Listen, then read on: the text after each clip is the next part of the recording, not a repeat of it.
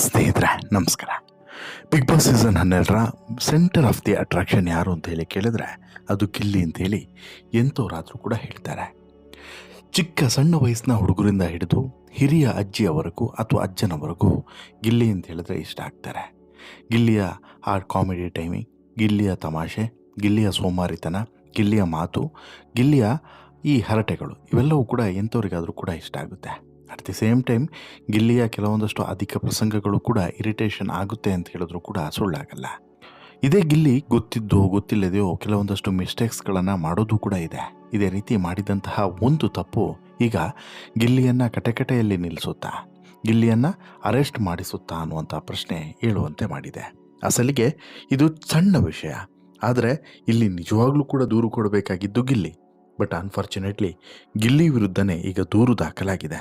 ಹಾಗಾದರೆ ಗಿಲ್ಲಿ ವಿರುದ್ಧ ದೂರನ್ನು ಕೊಟ್ಟಿದ್ಯಾರು, ಕಾರಣ ಏನು, ಎಲ್ಲವನ್ನು ಕೂಡ ನೋಡ್ತಾ ಹೋಗೋಣ. ಜೊತೆಗೆ 2 ವಾರದ ಬಳಿಕ ಈ ದೂರು ದಾಖಲಾಗಿದೆ ಯಾಕೆ, ಇದರ ಹಿಂದಿನ ದುರುದ್ದೇಶ ಏನು ಅನ್ನುವಂತಹ ಮಾಹಿತಿಯನ್ನು ನಿಮ್ಮ ಮುಂದೆ ಇಡ್ತಾ ಹೋಗ್ತೇನೆ. ಅದಕ್ಕಿಂತ ಮುಂಚೆ ನೀವಿನ್ನೂ ಕೂಡ ನಮ್ಮ ಚಾನಲನ್ನು ಸಬ್ಸ್ಕ್ರೈಬ್ ಮಾಡಿಲ್ಲ ಅಂದರೆ ದಯವಿಟ್ಟು ಕೂಡಲೇ ಸಬ್ಸ್ಕ್ರೈಬ್ ಮಾಡಿ ಸ್ನೇಹಿತರೆ. ನಾನು ಆರಂಭದಲ್ಲೇ ಹೇಳಿದಂತೆ ಬಿಗ್ ಬಾಸ್ ಸೀಸನ್ 12ರ ಸೆಂಟರ್ ಆಫ್ ದಿ ಅಟ್ರಾಕ್ಷನ್ ಯಾರು ಅಂತ ಹೇಳಿ ಕೇಳಿದ್ರೆ ಅದು ಗಿಲ್ಲಿ. ಬಿಗ್ ಬಾಸ್ ಮನೆಯ ರಿಯಲ್ ಎಂಟರ್ಟೈನರ್ ಈ ಗಿಲ್ಲಿ. ಒಳ್ಳೆಯ ಕಾಮಿಡಿ ಟೈಮಿಂಗ್ ಮೂಲಕ ಇಡೀ ಮನೆಯನ್ನು ಮತ್ತು ಈ ಪ್ರೇಕ್ಷಕ ವರ್ಗವನ್ನು, ಅಷ್ಟು ಮಾತ್ರವಲ್ಲ ಕಿಚ್ಚ ಸುದೀಪ್ ಅವರನ್ನೂ ಕೂಡ ತಮಾಷೆಯ ನಗೆಗಡಲಿನಲ್ಲಿ ತೇಲಿಸೋದರಲ್ಲಿ ಗಿಲ್ಲಿ ಬಂಟರ್. ಪಂಚಿಂಗ್ ಡೈಲಾಗ್ಸ್ಗಳನ್ನು ಹೊಡೆಯೋದ್ರ ಮೂಲಕ ದೊಡ್ಡ ಫ್ಯಾನ್ ಬೇಸನ್ನೇ ಹೊಂದಿರುವಂತಹ ಗಿಲ್ಲಿ ಕೆಲವು ಸಲ ಕೆಲವೊಂದಷ್ಟು ಸಂಕಷ್ಟಗಳಲ್ಲೂ ಕೂಡ ಸಿಲುಕಿಕೊಂಡಿದ್ದ. ವ್ಯಂಗ್ಯವಾಗಿ ಕಾಲೆಳೆಯುವಂಥ ಗಿಲ್ಲಿ ನಟನ ಮಾತುಗಳಿಗೆ ದೊಡ್ಡ ಅಭಿಮಾನಿಗಳ ಬಳಗವೇ ಇದೆ. ಅದರಲ್ಲೂ ಕೂಡ ಯಾವುದೇ ತಯಾರಿ ಇಲ್ಲದೆ ಸ್ಪಾಟ್ನಲ್ಲೇ ಕಾಮಿಡಿ ಮಾಡುವಂತಹ ನಟನ ಪ್ರತಿಭೆಗೆ ಸಾಕಷ್ಟು ಜನ ಶಾಬಾಸ್ ಅಂತೇಳಿ ಹೇಳಿದ್ದಾರೆ. ಹೀಗಿರುವಾಗಲೇ ಗಿಲ್ಲಿ ನಟನ ವಿರುದ್ಧ ರಾಜ್ಯ ಮಹಿಳಾ ಆಯೋಗಕ್ಕೆ ಒಂದು ದೂರು ದಾಖಲಾಗಿದೆ. ಹೌದು, ಗಿಲ್ಲಿ ಅತಿ ಹೆಚ್ಚು ರೋಸ್ಟ್ ಮಾಡಿದಂತಹ ಸ್ಪರ್ಧಿಗಳು ಯಾರು ಅಂತೇಳಿ ಕೇಳಿದ್ರೆ ಅದು ಮಹಿಳಾ ಸ್ಪರ್ಧಿಗಳೇ. ಮಹಿಳಾ ಸ್ಪರ್ಧಿಗಳಲ್ಲೂ ಕೂಡ ಅಶ್ವಿನಿ ಗೌಡ ಆಗಿರ್ಬೋದು, ಜಾಹ್ನವಿ ಆಗಿರ್ಬೋದು, ರಿಷಾ ಆಗಿರ್ಬೋದು, ರಾಶಿಕಾ ಆಗಿರ್ಬೋದು, ಇವರನ್ನು ಸಿಕ್ಕಾಬಟ್ಟೆ ಗೋಳೈಕೊಂಡಂತಹ ಏಕೈಕ ಸ್ಪರ್ಧಿ ಅಂತ ಹೇಳಿದ್ರೆ ಗಿಲ್ಲಿ. ಅದರಲ್ಲೂ ಕೂಡ ಗಿಲ್ಲಿ ಯಾವುದಾದ್ರೂ ಒಂದು ವಿಚಾರವನ್ನು ಇಟ್ಕೊಂಡ ಅಂತ ಹೇಳಿದ್ರೆ ಅದನ್ನು ದಡ ಮುಟ್ಟೋವರೆಗೂ ಕೂಡ ಬಿಡೋದಿಲ್ಲ. ಅಯ್ಯೋ ಬಿಟ್ಟು ಬಿಡಪ್ಪ ಅಂತ ಹೇಳಿ ಕಾಲಿಗೆ ಬೀಳಬೇಕು, ಅಲ್ಲಿವರೆಗೂ ಕೂಡ ಆತ ಬಿಡೋದೇ ಇಲ್ಲ. ಅಷ್ಟರ ಮಟ್ಟಿಗೆ ಕಾಡಿ ಒಂದು ರೀತಿಯಲ್ಲಿ ಹಿಂಡೆ ಹಿಪ್ಪಿ ಮಾಡಿ ಹಾಕಿಬಿಡ್ತಾನೆ. ಇಲ್ಲೂ ಕೂಡ ಆಗಿದ್ದಾಗೆ ರಿಷಾ ಜೊತೆಗೆ ನಡೆದಂಥ ಒಂದು ಕಿರಿಕು, ಸಣ್ಣದೊಂದು ಕಿರಿಕು ಈಗ ಮಹಿಳಾ ಆಯೋಗದ ಮೆಟ್ಟಿಲನ್ನು ಹತ್ತುವಂತೆ ಮಾಡಿದೆ.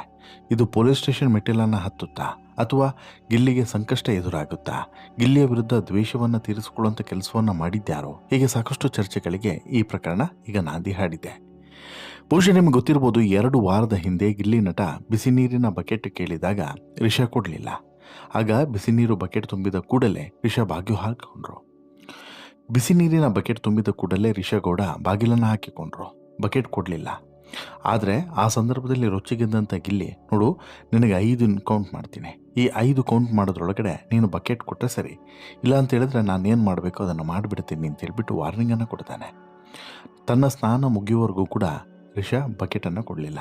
ಹೀಗಾಗಿ ಸಿಟ್ಟಿಗೆದ್ದಂತಹ ಗಿಲ್ಲಿ ಹೇಳಿದಂತೆಯೇ ರಿಷಾ ಹಾಕಿದ್ದಂಥ ಎಲ್ಲ ಬಟ್ಟೆಗಳನ್ನು ಕೂಡ ತಂದು ಬಾತ್ರೂಮಿನ ವರಾಂಡದಲ್ಲಿ ಬಿಸಾಡ್ತಾನೆ. ಸಾಲದಕ್ಕೆ ಆ ಸಂದರ್ಭದಲ್ಲಿ ಹೊರಗಡೆ ಬಂದಂತಹ ಈ ರಿಷಾ ಕಿರುಚಾಡಿ ಕೂಗಾಡಿ ಜೊತೆಗೆ ಈತನ ಮೇಲೆ ಹಲ್ಲೆಯನ್ನು ಕೂಡ ಮಾಡ್ತಾರೆ. 2 ಬಾರಿ ತಳ್ತಾರೆ, ನಂತರ ಹಲ್ಲೆಯನ್ನು ಕೂಡ ಮಾಡ್ತಾರೆ. ಈ ಮೂಲಕ ಬಿಗ್ ಬಾಸ್ ಮನೆಯ ಮುಖ್ಯ ನಿಯಮವನ್ನೇ ರಿಷಾ ಉಲ್ಲಂಘನೆ ಮಾಡ್ತಾರೆ. ಆದರೆ ಈ ವಿಚಾರದ ಬಗ್ಗೆ ಗಿಲ್ಲಿ ಆಗಲಿ ಅಥವಾ ಬಿಗ್ ಬಾಸ್ ಮನೆಯ ಯಾವ ಸದಸ್ಯರಾಗಲಿ ಅಥವಾ ಕಿಚ್ಚ ಸುದೀಪ್ ಆಗಲಿ ಬಿಗ್ ಬಾಸ್ನ ಟೀಮ್ ಆಗಲಿ ಯಾರೂ ಕೂಡ ಸೀರಿಯಸ್ ಆ್ಯಕ್ಷನನ್ನು ತೆಗೆದುಕೊಳ್ಳಿಲ್ಲ. ಮೂಲ ನಿಯಮ ತಳ್ಳುವಂತಿಲ್ಲ, ಹೊಡೆಯುವಂತಿಲ್ಲ. ಹಾಗಿದ್ರೂ ಕೂಡ ಹೊಡೆದಂಥ ರಿಷಾಗೆ ಇಲ್ಲಿ ಆ್ಯಕ್ಷನನ್ನು ತೆಗೆದುಕೊಳ್ಳಿಲ್ಲ, ಮನೆಯಿಂದ ಹೊರಗಡೆ ಹಾಕಲಿಲ್ಲ. ಹೊರಗಡೆ ಹಾಕಬೇಕಾ ಕೇಳಿದಾಗ ಇನ್ಕ್ಲೂಡಿಂಗ್ ಗಿಲ್ಲಿ ಎಲ್ಲರೂ ಕೂಡ ಬೇಡ, ಇದೊಂದು ಅವಕಾಶವನ್ನು ಕೊಡೋಣ ಅಂತ ಹೇಳ್ಬಿಟ್ಟು ಹೇಳಿದರು. ಬಟ್ ಈಗ ಈ ಪರಿಸ್ಥಿತಿ ಹೇಗಾಗಿದೆ ನೋಡಿ. ಅವತ್ತು ಗಿಲ್ಲಿ ಸೇರಿದಂತೆ ಎಲ್ಲರೂ ಕೂಡ ಈ ರಿಷಾನನ್ನು ಕ್ಷಮಿಸಿದ್ರು. ಆದರೆ ಈಗ ಇದೇ ಪ್ರಕರಣ ಗಿಲ್ಲಿಗೆ ಮುಳುವಾಗ್ತದೆ, ಯೂಟರ್ನ್ ಹೊಡಿತದೆ ಅಂತ ಹೇಳ್ಬಿಟ್ಟು ಬಹುಶಃ ಚಿಕ್ಕ ಕಲ್ಪನೆಯೂ ಕೂಡ ಇರಲಿಲ್ಲ ಅಂತೇಳಿ ಅನಿಸುತ್ತೆ. ಹೌದು, ಸಹಸ್ಪರ್ಧಿ ರಿಷಾ ಗೌಡ ಅವರ ಬಟ್ಟೆಗಳನ್ನು ಮುಟ್ಟಿದಂಥ ಕಾರಣಕ್ಕೆ ಗಿಲ್ಲಿ ನಟನ ವಿರುದ್ಧ ಈಗ ಮಹಿಳಾ ಆಯೋಗಕ್ಕೆ ದೂರನ್ನು ಕೊಡಲಾಗಿದೆ. ಮಹಿಳೆಯರ ಬಗ್ಗೆ ಗಿಲ್ಲಿ ನಟ ಅವಮಾನಕಾರಿಯಾಗಿ ನಡೆದುಕೊಂಡಿದ್ದಾನೆ ಅಂತ ಹೇಳಿಬಿಟ್ಟು ದೂರಿನಲ್ಲಿ ಉಲ್ಲೇಖವನ್ನು ಮಾಡಲಾಗಿದೆ. ದೂರಿನ ಅನ್ವಯ ಮಹಿಳಾ ಆಯೋಗ ಫುಟೇಜ್ಗಳನ್ನು ಪರಿಶೀಲನೆ ನಡೆಸಿದೆ. ಮೇಲ್ನೋಟಕ್ಕೆ ಗಿಲ್ಲಿ ನಟ ತಪ್ಪಾಗಿ ನಡೆದುಕೊಂಡದ್ರ ಬಗ್ಗೆ ಯಾವುದೇ ಸಾಕ್ಷಿ ಕೂಡ ಸಿಕ್ಕಿಲ್ಲ.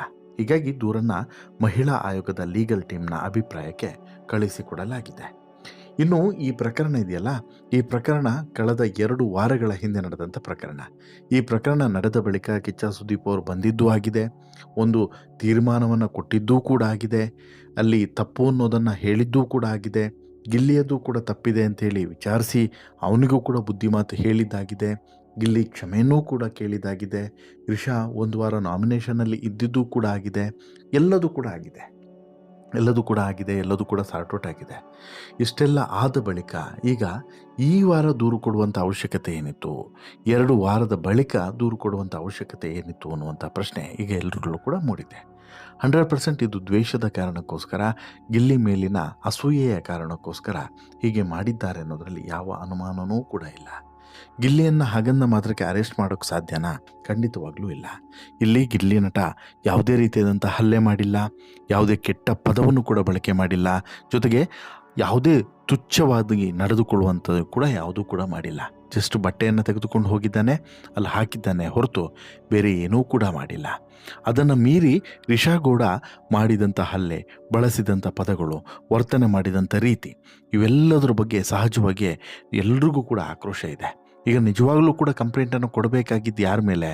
ಗಿಲ್ಲಿ ಅಥವಾ ಗಿಲ್ಲಿಯ ಬೆಂಬಲಿಗರು ಕೊಡಬೇಕಾಗಿದ್ದು ಕಂಪ್ಲೇಂಟ್ ಯಾರ ಮೇಲೆ ಅಂತ ಹೇಳಿದ್ರೆ ರಿಷಾ ಗೌಡ ಮೇಲೆ. ಇನ್ಫ್ಯಾಕ್ಟು ಗಿಲ್ಲಿಯ ಪೋಷಕರು ಇಂಥದ್ದೊಂದು ಕಂಪ್ಲೇಂಟನ್ನು ಕೊಟ್ಟಿದ್ರೆ ವೆರಿ ಸೀರಿಯಸ್ ಆ್ಯಕ್ಷನ್ ಆಗಿರೋದು. ರಿಷಾ ಗೌಡ ಹಲ್ಲೆ ಮಾಡಿದ್ದಾರೆ ಅನ್ನುವಂತಹ ಒಂದೇ ಒಂದು ಫುಟೇಜ್ ಇದ್ದರೂ ಸಾಕು, ರಿಷಾ ಗೌಡನನ್ನು ಅರೆಸ್ಟ್ ಮಾಡ್ಬೋದು. ಅಷ್ಟರ ಮಟ್ಟಿಗೆ ನಮ್ಮ ಕಾನೂನಿದೆ. ಹಾಗಿರುವಂಥ ಸಂದರ್ಭದಲ್ಲಿ ಎಲ್ಲೂ ಕೂಡ ಗಿಲ್ಲಿ ಕಡೆಯವರಾಗಲಿ ಅಥವಾ ಗಿಲ್ಲಿ ಆಗಲಿ ಅಥವಾ ಬೇರೆ ಯಾರೇ ಆಗಲಿ ಇದನ್ನು ಮಿಸ್ಯೂಸ್ ಮಾಡಿಕೊಂಡಿಲ್ಲ. ಜೊತೆಗೆ ಇಲ್ಲಿ ರಿಷಾನನ್ನು ಕ್ಷಮಿಸಿಬಿಡ್ತಾರೆ. ಅವತ್ತು ಕ್ಷಮಿಸಿ ಮನೆಯಲ್ಲಿ ಇರೋದಕ್ಕೆ ಒಂದು ಅವಕಾಶವನ್ನು ಮಾಡಿಕೊಡ್ತಾರೆ. ಒಂದು ವೇಳೆ ಅವತ್ತು ಎಲ್ಲರೂ ಕೂಡ ತೀರ್ಮಾನವನ್ನು ಮಾಡಿ ಉಲ್ಟಾ ಹೊಡೆದಿದ್ದರೆ, ರಿಷಾ ನಾಮಿನೇಟ್ ಆಗಬೇಕು, ಎಲಿಮಿನೇಷನ್ ಆಗಬೇಕು ಅನ್ನುವಂಥ ಒಂದೇ ಒಂದು ಒತ್ತಾಯವನ್ನು ಮಾಡಿದ್ದಿದ್ರೆ ಏನು ಮಾಡ್ತಿದ್ರು? ಅನಿವಾರ್ಯವಾಗಿ ಹೋಗಲೇಬೇಕಿತ್ತಲ್ವ. ಇದನ್ನು ಆಲೋಚನೆ ಮಾಡಬೇಕು ರಿಷಾ ಮತ್ತು ರಿಷಾ ಕಡೆಯವರು ಯಾರಿವಾಗ ದೂರನ್ನು ಕೊಟ್ಟಿದ್ದಾರಲ್ಲ, ಅವರು ಈ ಎಲ್ಲ ಸಂಗತಿಗಳನ್ನು ಮೊದಲು ಅರಿತುಕೊಳ್ಬೇಕು ಅನ್ನುವಂಥದ್ದು ಸಾಕಷ್ಟು ಜನ ಈಗ ಆಗ್ರಹಿಸಿರುವಂಥದ್ದು. 100% ಇದು ತಪ್ಪು. ಈಗ ಗಿಲ್ಲಿ ವಿರುದ್ಧ ದೂರನ್ನು ಕೊಟ್ಟಿರುವಂಥದ್ದು ಮೂಮೆಂಟ್ ಇದೆಯಲ್ಲ, ಇದು ಅಕ್ಷಮ್ಯ. ಯಾಕೆಂತ ಹೇಳಿದ್ರೆ ಅಂತಹ ಅವಶ್ಯಕತೆ ಯಾವುದೂ ಕೂಡ ಇರಲಿಲ್ಲ, ಸುತರಾಮ್ ಅವಶ್ಯಕತೆ ಇರಲಿಲ್ಲ. ಆಮೇಲೆ ಗಿಲ್ಲಿಯ ವ್ಯಕ್ತಿತ್ವ ಏನೋ, ಗಿಲ್ಲಿಯ ಕ್ಯಾರೆಕ್ಟರ್ ಏನೋ, ಗಿಲ್ಲಿಯ ಮನಸ್ಥಿತಿ ಏನೋ ಎಲ್ಲದೂ ಕೂಡ ಗೊತ್ತಿರುವಂಥದ್ದೇ, ಜಗಜ್ಜಾಹೀರು. ಆಮೇಲೆ ಗಿಲ್ಲಿ ಎಲ್ಲೂ ಕೂಡ ಅವನ ಕಪಟತನ ಇಲ್ಲ, ಮೋಸ ಮಾಡಬೇಕು ಅಂತಿಲ್ಲ, ಸುಳ್ಳು ಹೇಳಬೇಕು ಅಂತಿಲ್ಲ, ಆತನ ಮನಸ್ಸಿನಲ್ಲಿ ಒಂದು ಅಥವಾ ಹೊರಗಡೆ ಒಂದು ಆ ರೀತಿ ಇಲ್ಲ. ಏನೇ ಇದ್ರೂ ಕೂಡ ನೇರವಾಗಿ ಮಾತನಾಡುವಂಥ ವ್ಯಕ್ತಿ. ಹೀಗಿರುವಂಥ ಸಂದರ್ಭದಲ್ಲಿ ಗಿಲ್ಲಿ ವಿರುದ್ಧ ಹೋಗಿ ದೂರನ್ನು ಕೊಟ್ಟಿರುವಂಥದ್ದು ತುಂಬ ತಪ್ಪು ನಿರ್ಧಾರವನ್ನು ತೆಗೆದುಕೊಂಡಿದೆ ಅಂತಲೇ ಹೇಳ್ಬೋದು. ಜೊತೆಗೆ ಈ ನಿರ್ಧಾರಕ್ಕೆ ಅಥವಾ ಈ ರೀತಿ ಯಾರು ದೂರನ್ನು ಕೊಟ್ಟಿದ್ದಾರೋ ಅವ್ರ ವಿರುದ್ಧನೇ ಆ್ಯಕ್ಷನ್ ಆಗಬೇಕು. ಜೊತೆಗೆ ಇಲ್ಲಿ ಇದು ಇನ್ನೂ ಕೂಡ ಮುಂದುವರಿತು ಅಂತ ಹೇಳಿದ್ರೆ, ಅಲ್ಲಿಗೆ ಸಾರ್ಟ್ ಔಟ್ ಆಗದೇ ಇದ್ದರೆ ಬಹುಶಃ ಗಿಲ್ಲಿ ಫ್ಯಾಮಿಲಿಯವರು ಅಥವಾ ಗಿಲ್ಲಿ ಕಡೆಯವರು ಯಾರಾದರೂ ಹೋಗಿ ಇಲ್ಲಿ ರಿಷಾ ಗೌಡ ಹಲ್ಲೆಯ ಬಗ್ಗೆನೂ ಕೂಡ ದೂರನ್ನು ಕೊಡೋದು ಬೆಟರ್ ಅಂತೇಳಿ ಅನಿಸುತ್ತೆ. ಅಂದರೆ ಪಾಠ ಕಲಿಸ್ಲೇಬೇಕ್ರಿ. ಈ ರೀತಿ ಸುಮ್ಮನೆ ಮಾಡೋರಿಗೆ ಪಾಠವನ್ನು ಕಲಿಸ್ಲೇಬೇಕು. ನಿಮ್ಮ ಅಭಿಪ್ರಾಯ ಏನು ಸ್ನೇಹಿತರೆ? ಈ ರೀತಿ ಇಲ್ಲಿ ಗಿಲ್ಲಿ ಬಗ್ಗೆ ದೂರನ್ನು ಕೊಟ್ಟಿದ್ದು ಏನೂ ಮಾಡ್ಕೊಳಕ್ಕಾಗಲ್ಲ, ಗಿಲ್ಲಿಗೆ ಏನೂ ಕೂಡ ಸಮಸ್ಯೆನೇ ಇಲ್ಲ, ತಲೆನೇ ಕೆಡಿಸ್ಕೊಳ್ಬೇಡಿ. ಬಟ್ ಹಾಗಂತ ಹೇಳಿ ಈ ರೀತಿ ದೂರನ್ನು ಕೊಡುವಂಥದ್ದು, ಈ ರೀತಿ ಡೈವರ್ಟ್ ಮಾಡುವಂಥ ಪ್ರಯತ್ನವನ್ನು ಮಾಡೋದ್ರ ಬಗ್ಗೆ ನಿಮ್ಮ ಅಭಿಪ್ರಾಯವನ್ನು ದಯವಿಟ್ಟು ಕಮೆಂಟ್ ಮಾಡಿ ತಿಳಿಸಿ. ಜೊತೆಗೆ ಇಷ್ಟ ಆಯಿತು ಅಂತ ಹೇಳಿದ್ರೆ ಲೈಕ್ ಮಾಡಿ, ಶೇರ್ ಮಾಡಿ, ಚಾನಲ್ಗೆ ಸಬ್ಸ್ಕ್ರೈಬ್ ಆಗೋದನ್ನು ಮರಿಬೇಡಿ. ಧನ್ಯವಾದ.